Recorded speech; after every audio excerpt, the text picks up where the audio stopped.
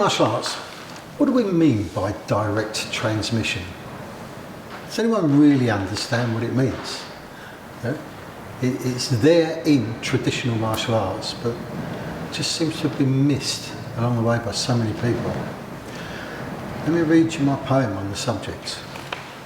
Direct transmission. Martial arts training teach manners. Manners and courtesy are a given.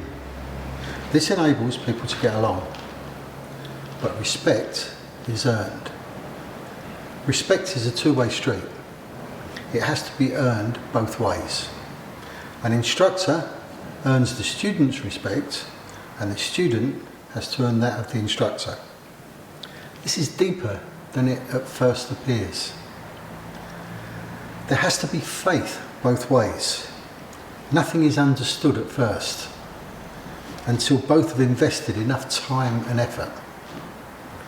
When an instructor gives physical correction, sometimes the student is too stiff to correct. Sometimes he's too floppy. Often his mind's just not in the right place. As time goes by, the relationship develops. Respect is earned and given. Faith and trust develop. And then, as I say, the chi is in harmony. When their chi is in harmony, like dance partners, they can work and move together. Nothing's in the way. They can intuit each other. This is called direct transmission. The difference between, in learning, dial-up and broadband.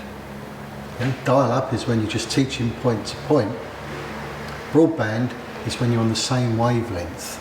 And sometimes it's that unspoken part that can be put across.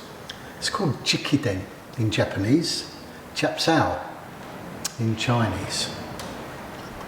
This magic is still rare in the martial arts because these days they're seen as a business. Each one thinking about what they get from it instead of working with each other. Respect, faith and trust all have to be earned. The more you give, the more you receive. When you trust, you can yield. When you yield, you can learn. With nothing in the way, the instructor can do his work. But respect and trust cannot be earned lightly. It takes time and effort. Who's prepared to put in that work and let that magic happen? So you see, I got most from my instructors in this way.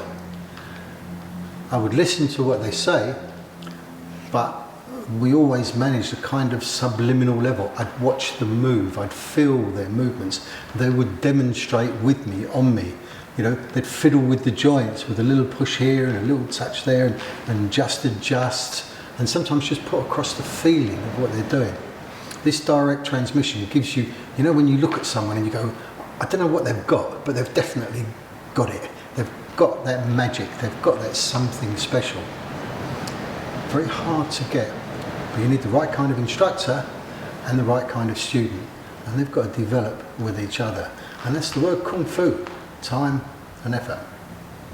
Thank you.